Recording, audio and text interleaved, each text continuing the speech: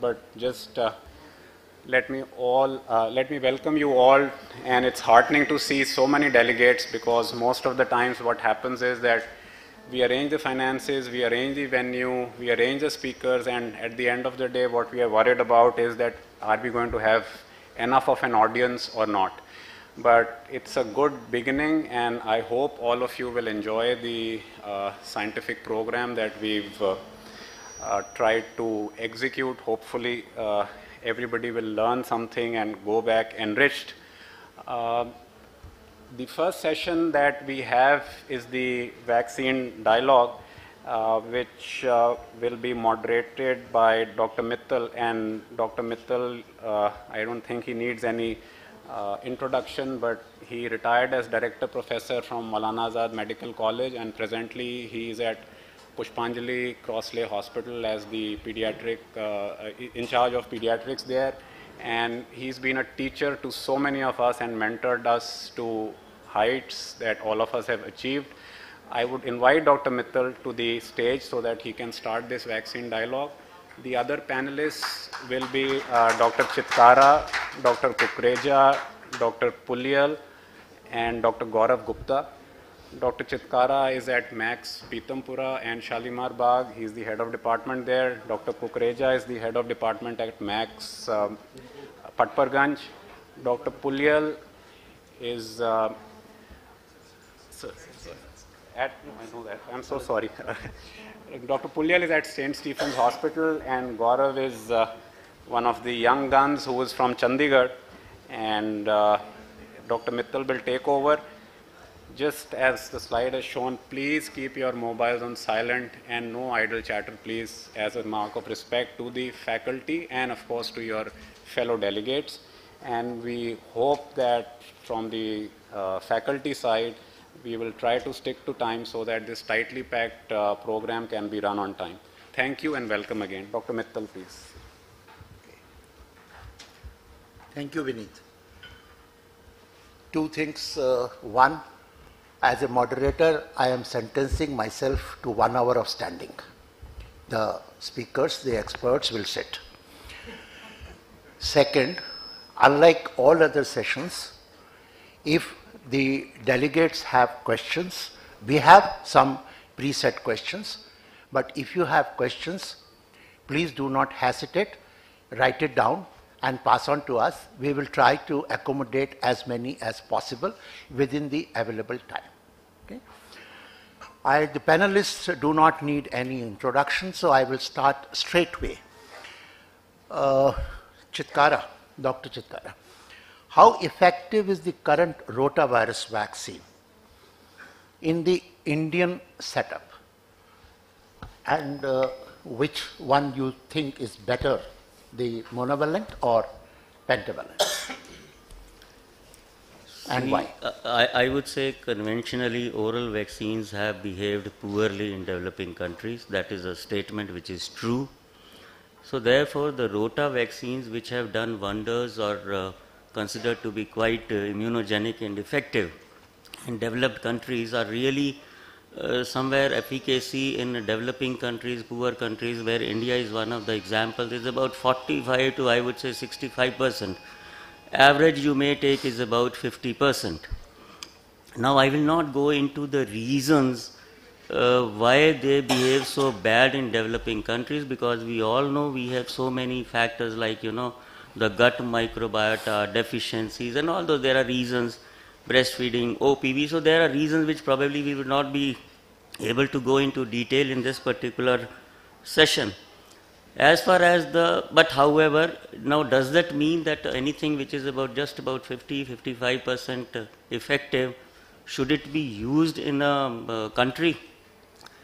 I think the answer is yes, because in a country where the burden of disease is very high and we lose somewhere close to about 100,000 children in a year because of this disease, and we have enough data to say that rota disease is there, so it makes sense to use even these moderately effective vaccines. The second part of the question as to which vaccine is better, we have a monovalent as well as a pentavalent vaccine. As of date, with whatever data we have available, and it is not in India but other countries than India, comparable countries like Africa, poorest of the poor countries, whether it has been an efficacy or an effectiveness data, we say that as of today, both vaccines are equally placed. There are some ifs and buts, which if the time permits and Dr. Mittal asks, we can go into that, but as of date, both vaccines equally effective, equally good, equally bad, about 50%. I would like to reserve my own comments because I think it's not fair. But other panelists are free to interact if they have. And let's go one by one. Dr. Gaurav, you want to make any comment on it? Or do you just agree with all that has been said? Yeah, in superficial, In yes. Indian epidemiology relation to that, you have data to prove that it is effective in about 50%? Yes. Okay, I would like to know that data later. No. And that's a different matter. Okay, anyway, Shyam. There's no effectiveness data available in India, first of all. We know the epidemiology of rotavirus, but the effectiveness data is not available. That is the clinical effectiveness. Yes, right. Now, we come to see whenever you do not have a data, you try to extrapolate from the other countries. If you take the high income group countries, the efficacy and effectiveness of the vaccine is to the tune of 95%. America, Europe. You take middle income group countries like Latin America and South Africa, the efficacy is around 85%. And if you take the efficacy in a countries which are Africa, Bangladesh, the efficacy is to the tune of 40 to 50%. And my country is a heterogeneous country. So I can extrapolate the data like this. In a peripheral area where the socioeconomic status are very poor, the efficacy is likely to be 40 to 50%. In your practice, maybe the efficacy is to the middle income group, maybe around 85%. This is how OPV has behaved in our country. It behaved absolutely differently in different socioeconomic status. Again, that has raised a very controversial statement. I wish I had a little more time to interact, but Jacob, you want to say something? Here? I just take slide. Okay, so you want slide? Yeah. Okay. All right, just 1 minute, let me do that job. I hope this is not unfair to the other participants because, come, quick. Pneumonia and diarrhea cause 24.5% of the under 5 deaths. This is the million death study by Jha. We have a diarrhea vaccine. Unfortunately, it's not reaching the needy. Really? There is no study that it shows a reduction of diarrhea in India. There is a continuous reassortment of the bovine and human strains, and therefore we are never able to catch up with the strains in different parts of the country. There is natural infection protects against frequent infections in Mexico. There is a paper about that. Now we may not, therefore, because natural infection protects, we assume that the vaccine will also protect, even if it is a mismatched vaccine.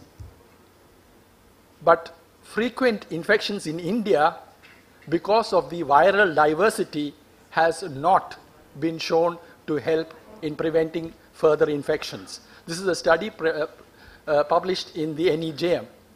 The possible explanation is that the vaccines had lower than expected efficacy, and that is an explanation for why it has lower than expected efficiency. I'll just take a minute to summarize the data on rotavirus. The very large heterogeneous country. The serotypes vary from place to place, 1. Serotypes vary in the same place from year to year. 3rd, newer serotypes are emerging. Studies from Vellore and other places have clearly shown that even previous rotavirus infection, natural rotavirus infection, has not been able to prevent the next infection. So to expect a vaccine which is not covering all the serotypes available in the country to be able to prevent further rotavirus vaccines is a rotavirus infection is little doubtful. The other thing is, please do not remember this is not a diarrhea vaccine. Rotavirus is at best responsible only for 15 to 20% cases of diarrheas and not more than that in the community. Okay? For West, it is 80%. Developed countries, 80% of diarrheas are rotavirus. In our country, it is only 15 to 20%. And if you are having 40% efficacy, which means you are in effect preventing only 6% or 7% of diarrhea. So to call it a diarrhea vaccine is a total misnomer. And let's just leave it as that. Dr. Mittal, may I comment on what Jacob I think has because said? otherwise we will, I gave you all your opportunity. No, the message is going wrong because I have to say something about what Dr. Jacob has said. Okay. You see, I think Sir, all I'll of summarize in that one is- sentence. that is- I'll summarize in one sentence. I'll He gave the example of Mexico. Let He me gave the be example of moderator. Mexico. So there I mean, were 37% less death after introduction of rotavirus vaccine. in 30 in Mexico. In- In Brazil, we there will- were 46% less death. In Brazil, 37% less death. In South Africa, 50% less death. okay. So you can't ignore all this I'm data. accepting that data also. We'll leave it as that. But one line from me also. Okay. Whatever studies Dr. Jacob has quoted, we have gone through all those studies. Okay. Remember one principle of infectious diseases. If you have a disease, you get a protection. If you create a disease artificially by an attenuated or by a killed vaccine, you get a protection. So where does this principle go wrong? You are right in using attenuated products for vaccination, that is simulating an infection, number one. Gladstone study quoted, we also went through it. Yes, we have an earlier infection, we have a recurrent infection. That kind of protection is not seen what was seen in Mexico, but we have examples in similar countries where in spite of all these heterogeneity, diversity of the strains, no doubt new strains of rota would be emerging because it is known to reassort. But yet in spite of high diversity, high kind of a prevalence of rotavirus, these vaccines have been effective. If I do not have an effectiveness data, wait 1 year. There is a study being done, effectiveness in Bangladesh and even in India. You'll get the reports next year. Okay, fine. We'll wait for that. Next, go to the pneumococcal vaccine. Because, you know, we can keep on debating. We have just put the various data available, and I suppose all delegates are intelligent enough to interpret themselves their data and act accordingly. My only purpose is to bring the two sides of the picture to the delegates. Now, pneumococcal vaccine. There's another new vaccine which is being used in this thing. May I ask, this is to Dr. Kukreja, what percentage of pneumococcal infections in this country are covered by Pneumo 7, and is there any improvement by Pneumo 13? First of all, if we want to know what is the coverage of PCV 7, PCV 10 and even PCV 13, there's a need to know what is the epidemiology of pneumococcal serotypes prevalent in my country. So once I know the serotypes, what are prevalent in my country, I'll be able to assess very, very well. Now you had a data in 1999, this was IBIS study, and there were only 71 isolates. On the basis of that, we decided the coverage will be something to the tune of 45 to 50%. So That this the is number of serotypes, yes, not number of infections. no, number of serotypes. So it will be, the coverage will be that. Now with the, after that there's been data on SAPNA which has been very sketchy, only 4 isolates from my country, so I can ignore that. Then NSROP data, not many big data. Then you have a PneumoNet data which is from Bangalore, something like 40 isolates. And then recently a data which is ASIP. This is Alliance of Surveillance for Invasive Pneumococcal Disease. And in this, this is being done by Vellore. So far they have isolated 100 isolates. So we have these data, and the latest data is the ASIP data done by Vellore people, by Dr. Anand. And according to that, the pneumococcal 10 will cover something like 71% of the isolates, and pneumococcal 13 vaccine will cover to the tune of 75 to 76%. Okay, may I just push in the data which I just received from Chacha Nehru Bal Chikitsalaya. We have a very good microbiology department. So that's a part of ASIP. 22 That is a part of strains. ASIP, sir. Okay, I don't think it is recorded in that. No, this is but a part of of the ASIP. 22 strains pneumococcal which were typable, only 6 were covered by pneumo 7 and 11 by pneumo 23, all 23. Even pneumo 23 did not cover the half of the infections, and pneumo 7 covered only about 27%. This figure is very close, same number in IBS study which was there and in the 1999, which was again, although serotypes covered were 45%, infections covered were about 25 to 27%. So this is the information regarding the pneumococcal serotypes available in Delhi, which is there. Okay. So this Any data other is part comment? of ASIP. This is part of ASIP, sir. I mean, I don't know. I'm talking This Delhi, is Vellore Delhi study, data. and he has given you the data from his city. No, this is only Delhi data. Delhi. This is only Chacha Nehru data. Okay. Can we go to the next one? Sure, sir. With this pneumococcal vaccine, Dr. Kukreja, do you think there is a danger of increase of non-typable pneumococci or serotypes not covered by the vaccine, infections by them? Will that increase? See, you can go little bit into the history after PCV7, what happened. After PCV7, we found there was definitely serotype replacement in nasopharynx. There was a serotype replacement in elderly. There was a serotype replacement in Alaska natives, but non-Alaskan were not affected. And serotype, and then this replacement was there in immunocompromised. So these were the 4 categories where serotype replacement occurred. And then overall, 19A increased in many countries. Like 19A increased in US, 19A increased in Korea, 19A increased in Israel. Now Israel and Korea were not using PCV7. USA was using PCV7. So it appears antibiotic therapy, like variation, like in rotavirus, you have a sort of every year there are new clones coming up. So something happens. So you cannot totally blame the vaccine for 19A, because in Israel and Korea, it was a marked increase in 19A before the introduction of PCV7 in these 2 countries. But there was definitely 19A increase in US after the introduction of the vaccine. So from this data, it appears definitely serotype replacement does occur. What are the contributing factors? It appears vaccine may be a factor, but we are not sure about it. Fine. Okay, I think we have got all the facts regarding pneumococcal vaccine, and we'll leave it as that. Dr. Jacob, you have been pioneering the Hib vaccine non-introduction in the country.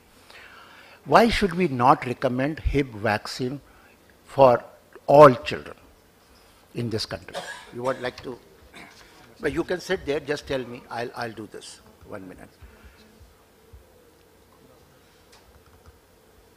Is known to be much less than in the West. The editorial in the WHO bulletin says, is it at all required in Asia? The reason is that there is natural immunity. Even before we vaccinate, the antibody levels are high, and this is not passive immunity because they increase with age. After vaccination, the antibody titers increase about 10-fold than what it does in the West, which shows that this is actually a booster that the vaccine provides. Now, there are animal models which show that other infections like E. coli have cross protection against Hib, and that is why we probably don't need Hib. Now, when this hypothesis was put, people said, no, that's not because of that we can't culture Hib. It is because we don't know how to culture it.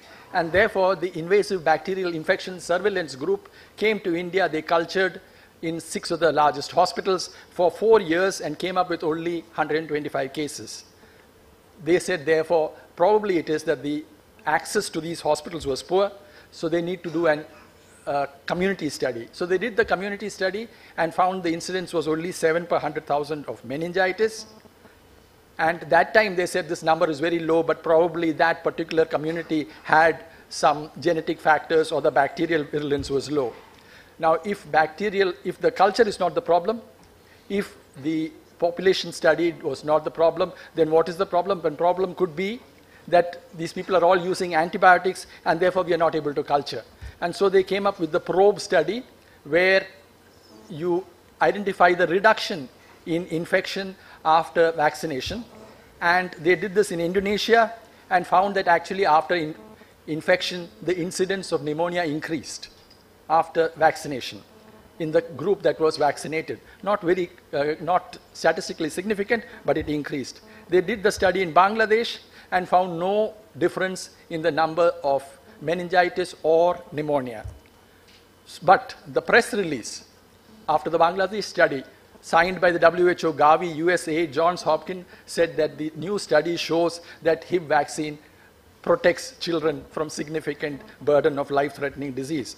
This was published, this whole untruth was published in the BMJ, in the IJMR, but no response.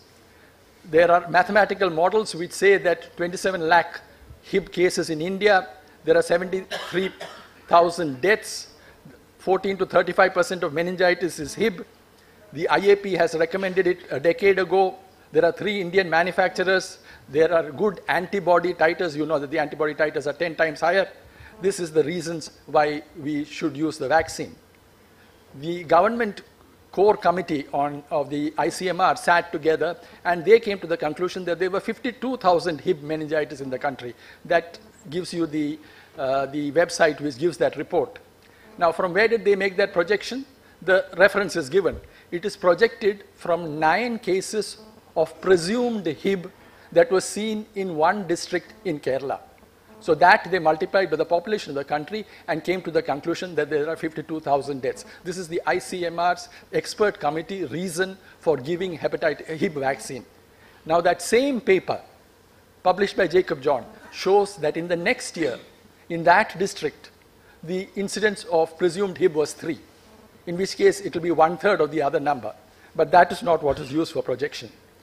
For all these reasons, there seems to be no valid reason for us to use Hib, because Hib vaccine does not reduce the burden of disease. We do have Hib occasionally, but we are far less likely to have the infection, and if we have the infection, the vaccine is unlikely to protect. Besides that, the pentavalent vaccine is known to cause sudden deaths rarely. We'll come to We can come. Okay. We'll come to pentavalent. See, if I can summarize Dr. Jacob's statement is that Hib epidemiology seems to be at this, that it is not that prevalent as in America or other countries. In any case, even if to prevent that small number of Hib meningitis cases or Hib pneumonia cases, we will need to give vaccines to a very large number of susceptible children, which will mean cost effectiveness will come down. And that's probably the reason why universal immunization with Hib is not being recommended. Dr. Chitkara, now this is just one comment on it.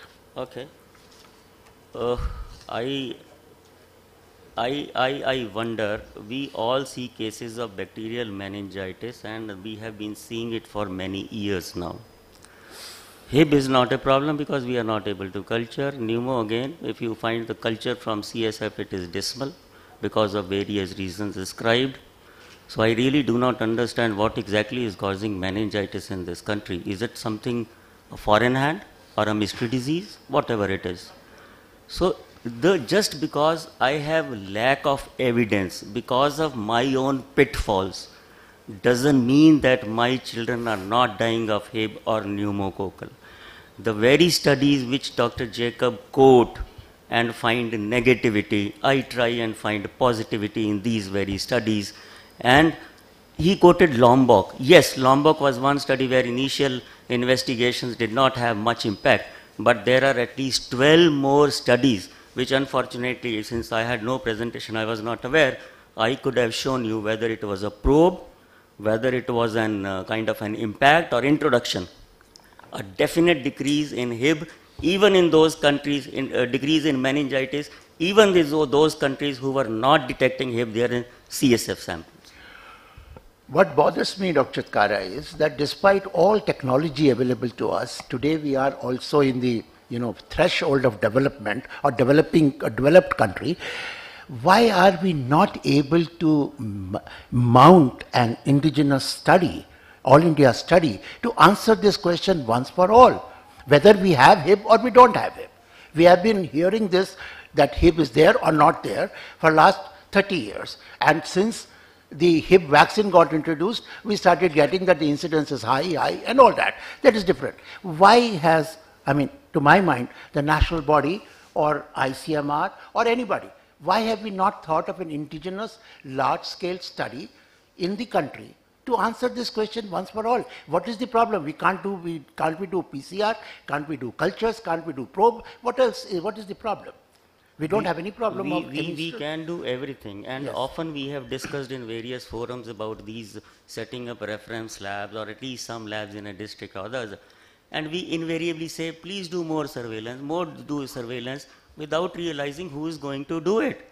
The medical colleges, the teaching institutions, the ICMR subcommittees, no one has done it. Nobody. But I must tell you that in last 2-3 years, surveillance projects have started.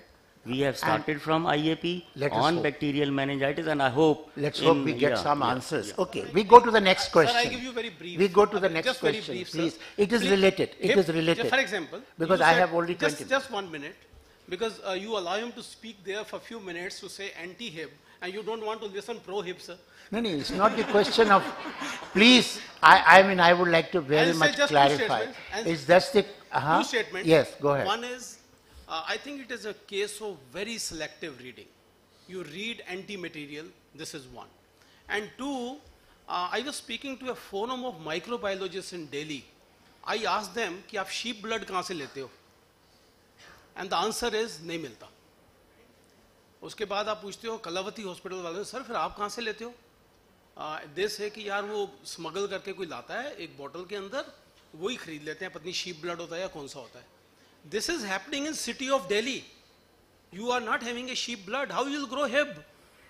So these are the issues in front of us. See, we do not discuss these issues which are very, very important unless you have a sheep blood. Good. I'm very happy that Dr. Kukreja has brought out the problem of why we are not having him. Okay, so I suggest there is no shortage of sheep in this country. There are a lot of sheep in J&K, in Rajasthan, wherever you go, Sir, you got cannot get it. You cannot bleed it. You can't bleed it. Why? This is not allowed. Oh, no, it's not that. No. I will not accept. Bleeding is not a problem. You can't kill it. I agree. But anyway, forget about it. I think we have now got all the sides of the picture, and as I am depending on the intelligence and of the delegate to take their own decisions. So I go to the next. In the country, to get the Hib in, pentavalent vaccine has been recommended by the ICMR group or NDAG group, which combines DPT, Hib and hepatitis B. Any comment on this combination, Dr. Chitkara? So hepatitis B was introduced in 2002, and in spite of all your being vocal about against the schedule, and we were also against because it was not preventing vertical transmission, but that was the need of the hour, because our institutional deliveries were only about 15 to 20%, and hepatitis B was to be integrated with the EPI. So this was a combination we could have opted for to follow that 6, 10, 14 weeks, because we could not catch them at birth. But now the scenario has changed. After last 3-4 years, after that Janani Suraksha Yojana, Shishu Suraksha Yojana, today the institutional deliveries are somewhere between 70 to 80%. So therefore our 6 month schedule of hepatitis B can be followed. Plus another recent development is that we are almost near polio eradication. And what is the post polio eradication vaccine is IPV. So the second scenario which you said, that in very soon this combination has to be replaced by a DPT, IPV and Hib. But yes, I would agree that this DPT, Hib and hepatitis B is good to launch so that logistics are in place and it doesn't take much difficulty to switch over to this kind of a combination, when we switch over to IPV, which will be very soon, and segregate hepatitis for 0, 1 and 6 month schedule, which is possible I think that now. says all about the pentavalent. I'll just add one more sentence, which I have been reading from Dr. Jacob Pollier's writing, that pentavalent vaccine has caused unexpected deaths in Sri Lanka and others. So we'll leave it as that. That's all. Name a vaccine which has not caused next, unexpected death. Anyway, next question is on, let's go to hepatitis B, Dr. Gaurav. You know that WHO has been recommending hepatitis B as the 7th UIP vaccine for a long time. And because we could not start at birth, we said let's start at 6 weeks. And many countries in the world, especially African countries, have started giving this vaccine at 6, 10, 14 weeks and all that. Is there any published data to say that this delayed universal infant immunization is associated with decrease in chronic carrier rates in the community? To the best of my knowledge, there is no data which says that delaying the vaccination and not giving it at birth is a good idea and it will help in reducing chronic carrier state. We all know that the carrier state is predominantly related to vertical transmission of hepatitis B, which occurs from the mother to the child. The earlier a child gets hepatitis B, the newborn gets hepatitis B disease, infection, the more likely is he to remain a carrier. And therefore, it is very important that to prevent vertical transmission, a 0 dose of hepatitis B vaccine must be given. And so, as Dr. Chitkara also said, 016 schedule is what we should all aim for. And with the increasing number of deliveries which are occurring in hospital. Gaurav, you made the point. Yes. I will leave it as that. I will re-emphasize that hepatitis B vaccine is best given starting birth. Even 1 week delay in the first dose can decrease the efficacy by 25% as per Taiwanese studies. So we'll leave it as that. The next is the question which we have. You know, there is a recent outbreak of pertussis in USA in 7 to 11-year-old and not among 11 to 15-year-old. Now this will be used by various the vaccine companies to motivate you to either one or the other vaccine.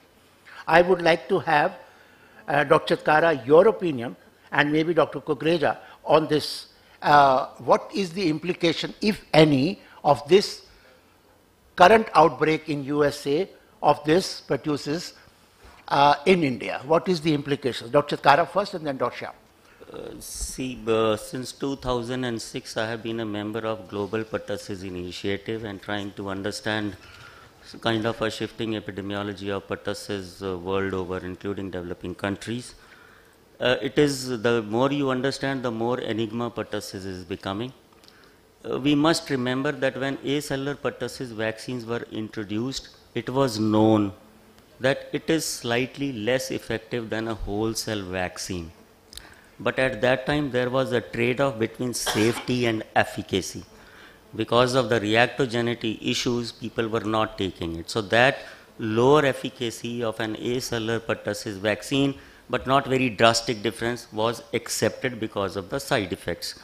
So therefore, meaning, and the coverage has been good in developed countries. What he's telling us in US, there have been 2 outbreaks, 2010-11 in California and 2012 in Washington. There the issues are different. So there are various possibilities, whether it is a failure of the vaccine, whole cell versus acellular pertussis, or is it a failure to vaccinate. The issue is not very simple, and just since I analyzed these 2 particular epidemics there, I must tell you that in the California epidemic, which is the biggest, more than 10,000 cases, it was 7 to 11 years where they had a peak, and the DPT 5th dose, which was given at 4 years. So 3 years had elapsed, 3 to 5 years, when these children between 7 to 11 years had this kind of an outbreak of pertussis. We have conventionally learned that after a vaccination, whether it is a whole cell or whether it is a acellular pertussis, the protection should last about 6 to 12 years, various studies. Recently, large number of data has accumulated and varies from 1 year to 9 years persistent of antibodies. So which population behaves differently is one issue. Here probably there were various factors which caused this outbreak. One, waning immunity, which was fast because 3-4 years are elapsed. Number two, the efficacy of acellular or whole cell have always been inflated. What we learn 85% protection, it is not.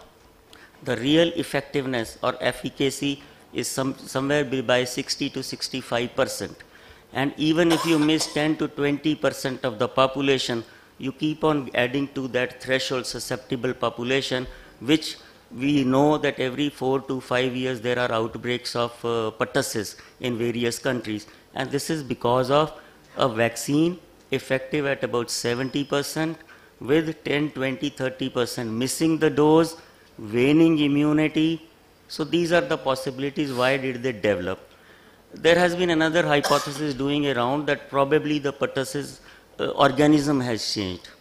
It is a very stable organism, not many changes reported in last 3 or 4 decades. Yes, occasional reports are there.